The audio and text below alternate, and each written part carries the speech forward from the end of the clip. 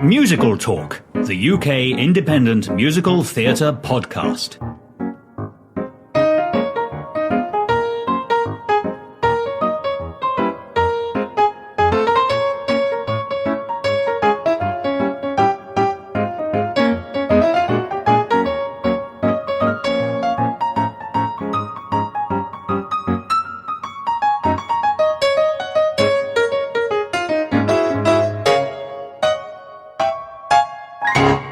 Hello, welcome to Musical Talk. My name is Nick Hutson, and it's an absolute pleasure to be joined here by Disney legend and friend of the podcast, Alan Menken. Alan, hi, welcome back to Musical Talk after many, many years. It's lovely to have you back on again. How are you? Thank you, Nick. Good to be with you. I want to talk to you about mostly Hercules. Sister Act opened a couple of nights ago in London, so we'll touch on that, which must be lovely for you to hear of. But I am so excited that Hercules just continues to grow and get bigger. And tell us what's happening at the moment in my fair continent, in Europe. A very successful run in Hamburg right now. The genesis was developing the musical, then the production in Central Park at the Delacorte Theater, which was a collaboration between Disney Theatrical and the Public Theater, something called the Public Works program. So it was like at various points, like 200 plus people on stage. So it was amazing. Yeah. Then the production at Paper Mill Playhouse, which was the first step in a stage production, traditional stage production. And then finally, Casey Nicholaw coming aboard as director, and the production in Hamburg, which I believe will run for quite a while. And I think, Disney is looking at the next step, whether it's London or Australia or the States or... But I really don't know. But this is a long working relationship with Stage Entertainment for Disney, isn't it? It goes all the way back. Let's go all the way back to the beginnings of Hercules, because you've gone on record for saying that the style of music was a choice you weren't particularly enthused by. Yeah. I was surprised by the choice, and I was initially a little concerned because I said, well, we have these narrators and it's gospel R&B. Is it too close to Little Shop of Horrors? And also I go, wait a second.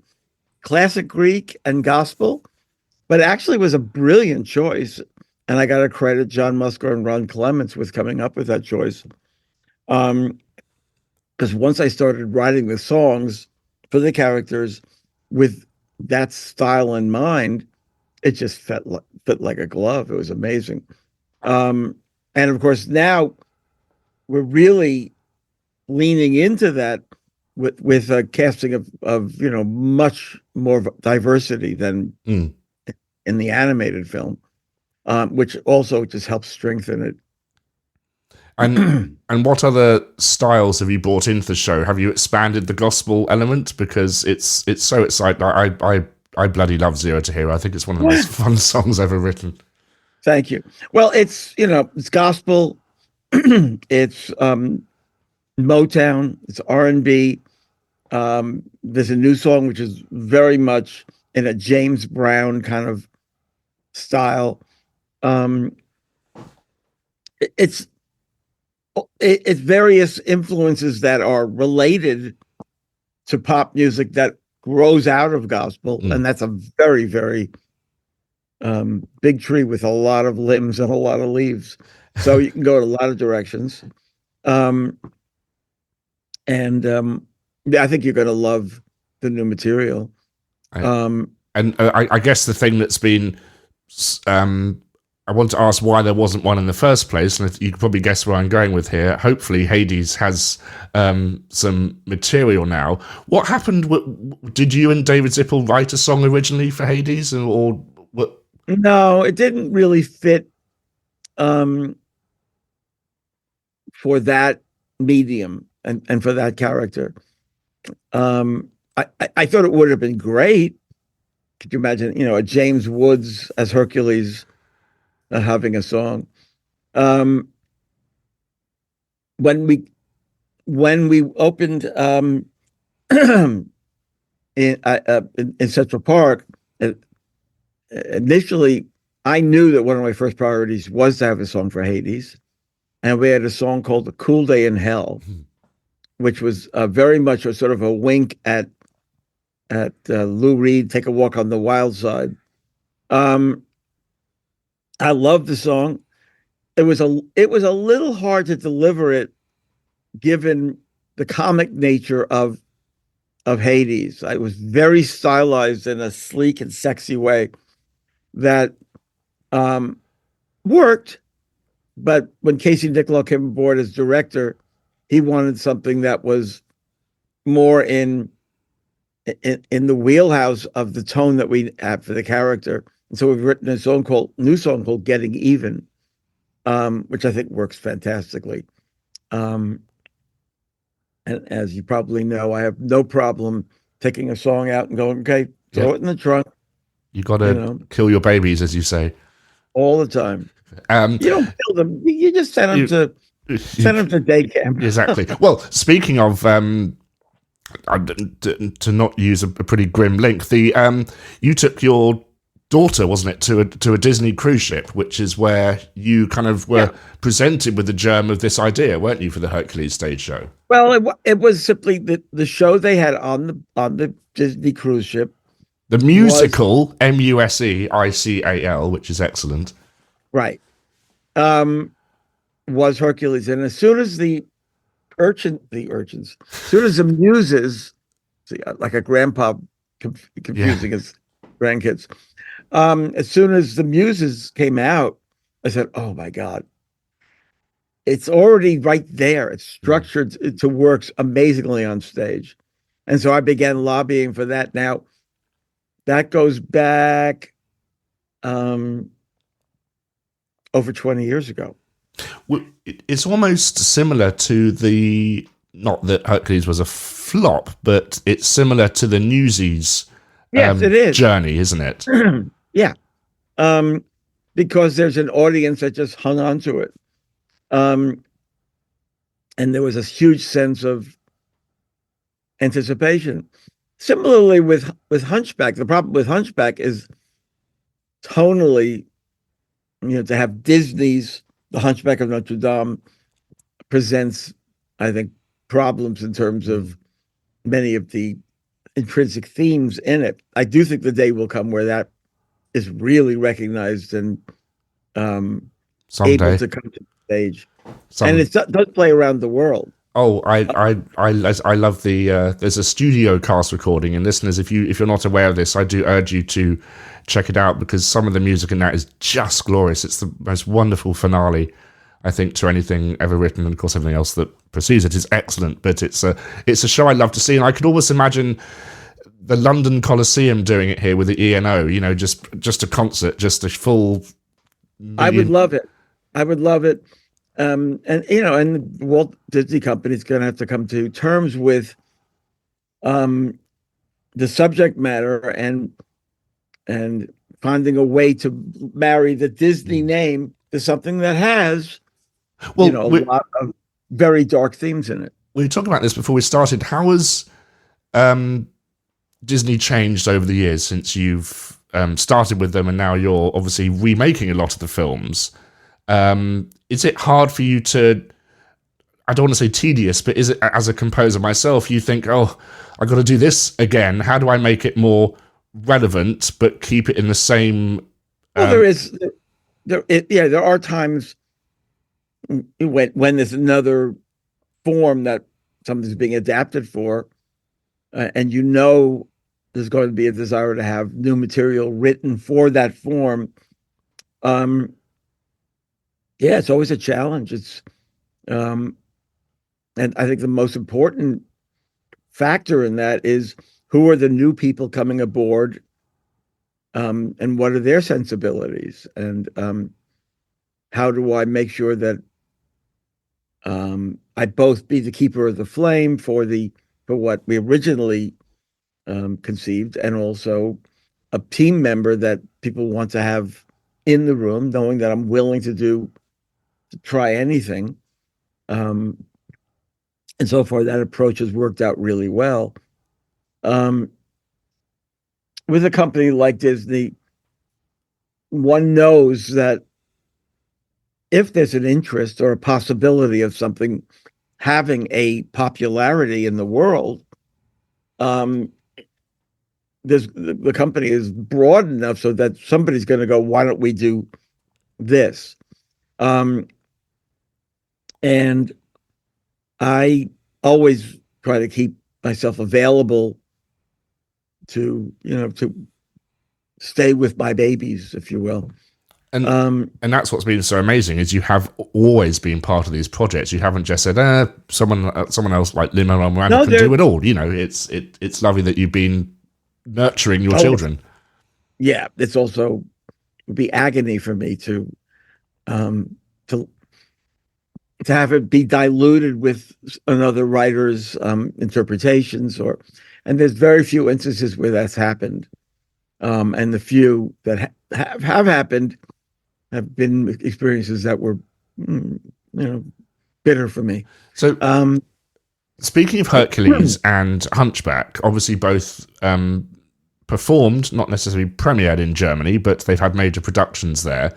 How does it work having... German isn't a language that has the same amount of syllables as English. So how does it work when your song, when a word has more syllables and is on the page? This has always interested me. Certainly true in Japan as well. Or in any country of a different language where there's popularity.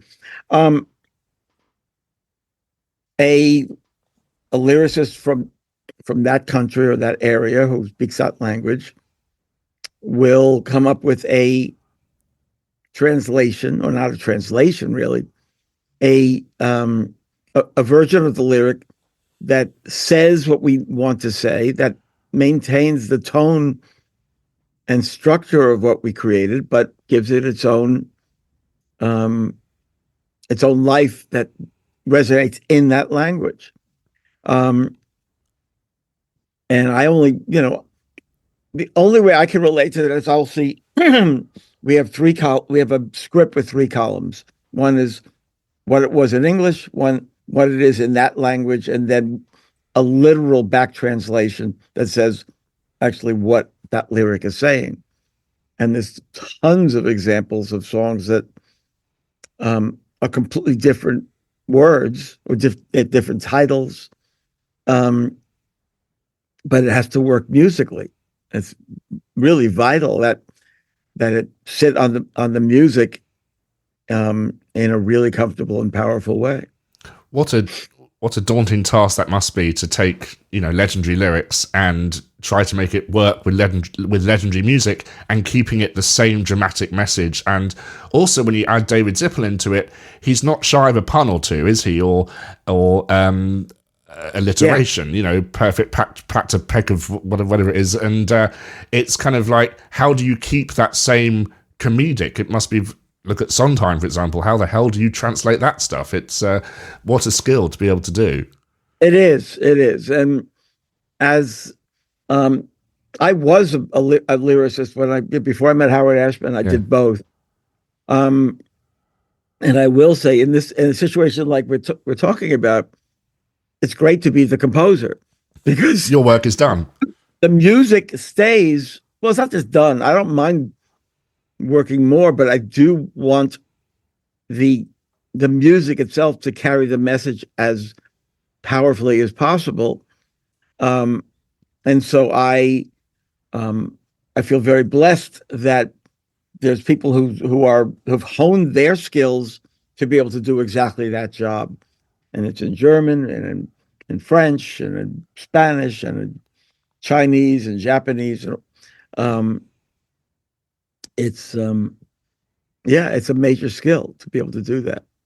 And then will you look at the lyrics? So for new songs, they were all written in English, or were new songs for Hercules written in German for this specific production? No, they're translation of the lyrics that are in English. So when it goes back to the English version, the sentiment will remain the same. And I look forward to hearing. And then we have to negotiate again what stays from the translation and what goes right back to what was in English. Because if there are rewrites that are done, and there were, I'm sure, plenty of them in Hamburg, then we got to do another kind of back translation from that language back to English. Well, hopefully nothing gets lost in translation. What are your favorite new songs? I don't want to say favorite. Just tell everyone about the new songs in Hercules that we can look forward to, or some of them, as to not ruin any surprises. Sure. The main ones are, there's a new song, a duet for Meg and Herc called "Forget About It," which is when they first meet, and she is just telling him, "I don't need you. I don't need you to save me. Just forget about it." And he's just thinking, "Oh my God, look at her. She's wonderful. She's amazing." So it's got that counterpoint going on. There is a new song for Hades. It's called "Getting Even," and it's so much fun. Basically, he's cutting the threads of all these souls. There's a new song called "I'm Back" for Phil, when he says, "Baby, I'm back," because he, we've done it, not realizing that Herc is finding out that he can't go to Olympus. He's not really a hero. He's just kind of a celebrity. There's a new song for the whole conflagration at the end called "Great Bolts of Thunder." I thought you were going to say "Great Bolts of Fire" then for a second, which would have been a kind of fun Jerry Lee Lewis thing. But I look forward to hearing what you've done with that. "Great Bolts of Thunder." Yeah. There's a song at the end when Hercules is wrestling between becoming immortal and staying here and being mortal, and that's called "To Be Human." Those are kind of the main new songs, but there's plenty in between. So a lot of rewriting. Were there any cut verses from songs that were written by David that are now put back into this production? Yeah. Was it fun to go back into the metaphorical trunk and have a look? Yeah, absolutely. Yeah, and it's also, the new writers and new director will have a big influence on that.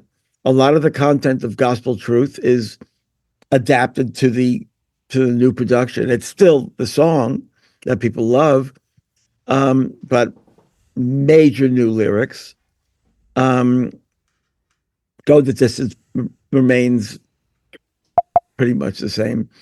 A Phil song. I'm blanking on the name. Okay, it's one Last Hope. I'm down to One Last Hope. That remains, although we have a really interesting new feel for it. So we want to stay in the world of gospel as much as possible. Wow. Almost a New Orleans feel for that one. There are reprises of songs that weren't there before. I won't say it's been expanded a little bit. And Zero to Hero pretty much is what it is, although, as with any show, you're building it to dance breaks that weren't there before and dialogue that maybe wasn't there before. So you're always just opening up the material. It's very, very exciting, and I hope it comes here. I'm so excited. Oh, it will. It will. It's and let's talk about. I want to give special kudos to. Is it Michael Kosarin? Michael Kosarin, my music director, who's still working with you, which is amazing. Tell us a little bit about him, because he's a little kind of behind the scenes guy that I want to give more. We call him Kaz. Yeah. Michael Kosarin and I first worked with him, I believe, when he did a cue on Pocahontas, which is that final cue when she's running through the woods. It was all these tempo changes, and this guy is good. I mean, he's a great conductor. We started working together for the first time, I believe, on the Beauty and the Beast Broadway show. And now, he works on pretty much everything of mine. There are some exceptions where someone else might be grandfathered in, and I go, okay, I'll work with that person. But Kaz is my main guy. All the films, for the most part, he conducts them. He's a brilliant conductor, a brilliant arranger, really good at working with the singers and the orchestrators, and I'm in very, very good hands with the music team. I have it's Michael Cosra, and also orchestrators like Danny Trube, or Michael Starobin, or Doug Besterman, yeah, Joe Joubert. I've been blessed with incredible collaborators, incredible music team. But yes, Kaz is we just got back from, last week we were out at Skywalker Ranch seeing a screening of Spellbound, which is my new animated musical with John Lasseter's new company, Skydance. And we're deep in the trenches working on that one. What are you allowed to tell us about that, if anything? I can tell you that I'm really excited about audiences seeing it. I think people are very excited about the score, and it was a lot of work getting it right because it's very unorthodox structure and story for a musical, but I think we've really solved it. And that's a score I wrote with Glenn Slater, with whom I've written many scores. And it was just an incredible pleasure to work on that. But I bring it up because, again, Kaz is literally at the center of that. Lucky for him. Tell me about your technical process, Alan. Not so much the songwriting process, but I see a bank of monitors behind you. So you obviously are you still on Digital Performer, or are you on Logic or something else now? Digital Performer. And so you put your piano and vocal track in there, I'm guessing? Well, it depends on the song. There are times where if the song is really stylized and in a genre, which is contemporary, and I might do a full arrangement before I throw my vocal down, just to make sure I got exactly the right feel, because the groove and the drive. They call them demos because they are there to demonstrate the concept and have someone go, "Oh, I get it, I like it." I mean, so many times if I do just a piano and vocal, and someone will go, "I don't think that's it." I go, "You're not hearing the full arrangement." Because so much of a style is dictated by the instruments, and especially the drum beats and stuff like that. So yeah. So you've done your track, whether it's a piano ballad or full-on R&B groove thing, and then I throw a vocal onto it and also book within it. Yeah. Try to just complete a roadmap for that moment as possible.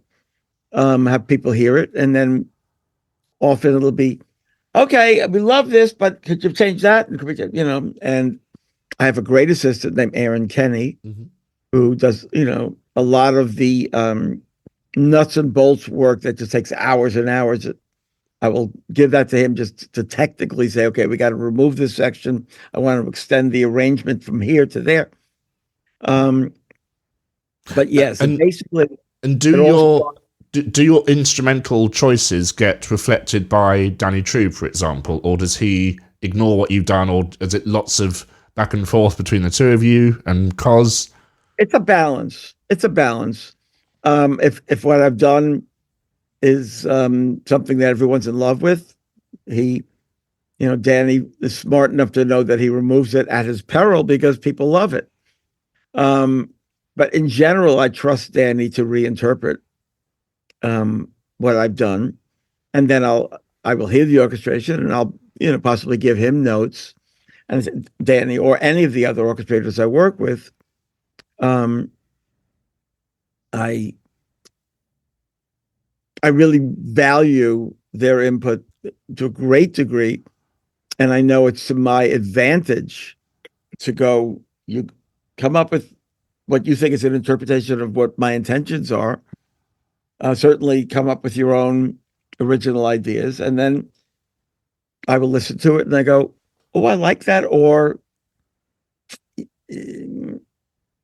could we consider these changes? Do you still put yourself back into the time when you and Howard sent the prologue of Beauty and the Beast off to the big suits? Do you still get nervous doing that?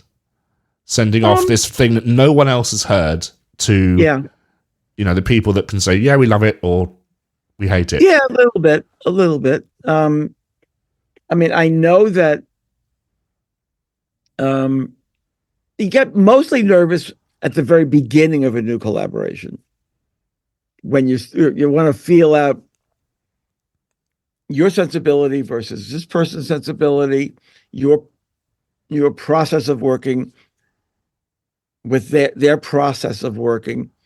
There are those people who will just want to come back with criticism, not because they're negative, but because, well, that's fine. I didn't need to comment on it.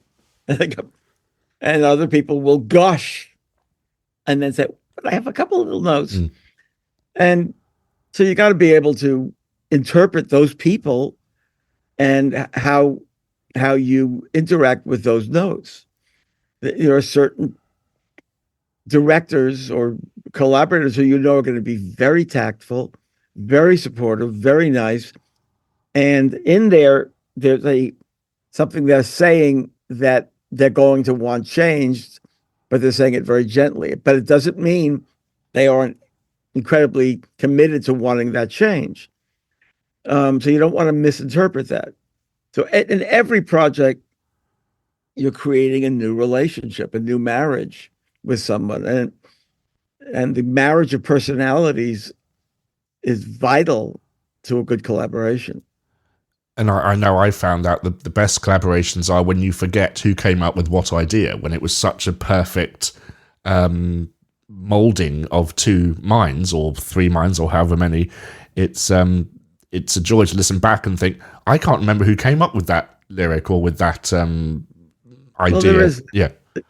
Generally, we do remember who came up with it, or certainly the person who came up with it will remember it. Yeah.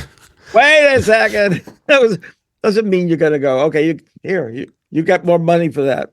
And we all want to work in a context where we're not the biggest thing. What the biggest thing is the overall collaboration and overall result. I took my lovely girlfriend to Walt Disney World for her first time in February of this year, and we had a lovely time in what I call Howard Ashman land when we went on the beauty. We went to the Beauty and the Beast Gaston restaurant. We had lunch in Be Our Guest restaurant, and she's obsessed with Ariel and the Little Mermaid, so we went on that ride about 4,000 times. Does Howard still look over your shoulder on projects like Hercules, for example? Oh, yeah. I mean, just last night in my dreams, we were working on something together. It's true. It's just, there's another level at which he never goes away. Whether that's, I can't pretend to be an expert at, other levels of consciousness, particularly, whether it's, wish fulfillment or whether it's on some level, Howard still remains literally active in my life in spirit form. I don't know. But he's, and also I mean, Little Shop of Horrors is having another huge run in New York. And Aladdin just had its 10th anniversary. And we have to mention Little Shop of Horrors is also about to do a little tiny UK tour, so we have to fit that in somewhere, which is very, very. It's just the show that keeps on giving, isn't it? in many ways, probably. Yeah, because it is brilliant, and I credit Howard with. I mean, I've often said if you open the Stock Amateur, the little book that you get when you do a licensed version of a show, you cannot open to one page without finding those capital letters of song lyrics. The score is so threaded through. It's an 85-minute show, not counting intermission. So it's tight as anything.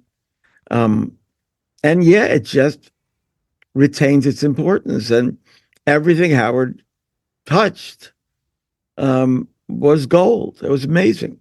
And, it's great irony that he was gone before half of these projects reached the public. It will just set me off because it does. But I have to say, as, someone who grew up listening to his lyrics and your music, and I'm relatively successful as a composer now, so I want to, say, Alan, you were a huge influence on me. You must hear this a lot from everyone, so I'm not going to, bore you with it. But it's amazing that he sort of drove all that, didn't he? He was the one that pushed you to go further, wasn't he? Yeah, he was, and still does. I mean, we both pushed each other, and we were a wonderful marriage of talents and styles and vocabularies, and of personalities. And he said, you have to score Little Mermaid. You have to score it. Thank you. And I said, I don't know how to do that. Well, you have to learn, and God bless him. Sister Act is playing at the Dominion Theatre, where Beauty and the Beast played many, many, many years ago, and it's I haven't yet seen it. I will get to see it, but it's every night, isn't it? Wonderful, wonderful performer. Just a great fun show, isn't it? I shouldn't be the one to say that, but yeah, I'm very proud of it. And this new production, I did see it about a year ago. Yeah. And now it's just branching out, and I'm really excited. And I think we're doing another cast album, which is going to be great, because the last cast album didn't really keep up with what we did on Broadway. That's fresh news to me, which is exciting. So I look forward to that. That's wonderful. Yeah, me too. Definitely. And so many projects. You've got the new film coming out. Alan Menken, thank you so much for joining us for this very, very special episode of Musical Talk. And hopefully we'll have you on again in the future. Thank you. Thank you. Look forward to that. Thank you for listening to this week's episode of Musical Talk. To find out more about the world of Musical Talk, you can visit our website at musicaltalk.co.uk, where you'll find all our episodes, or you can listen on Spotify, Apple Podcasts, or YouTube. Please follow us on Twitter and Instagram at Musical Talk.